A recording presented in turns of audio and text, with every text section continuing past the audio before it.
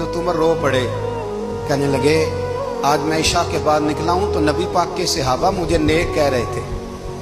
फिर मैंने बच्चों की माँ से और बच्चों से भी पूछा है, वो भी मुझसे राजी हैं। पर उजाफा, तेरे साथ नबी पाक राज की बातें करते थे, सच बता कहीं उमर का नाम मुनाफिकों में शामिल तो नहीं? सच बता, उन मुनाफिकीन में तो शामिल नहीं, कहीं ऊपर ऊपर से तो नहीं सारा कुछ? हजरत उजाफा बिन यमान कहते हैं मैं बाप के मरने पे इतना नहीं रोया जितना उमर के सवाल पे रोया। मैं कदमों में बैठ गया, मैंने कहा नहीं उमर, ये तो मैंने नहीं सुना, लेकिन ये मैंने नबी पाक से जरूर सुना है कि मेरे बाद अगर कोई नबी होता तो उमर इब्ने खत्ताब होता।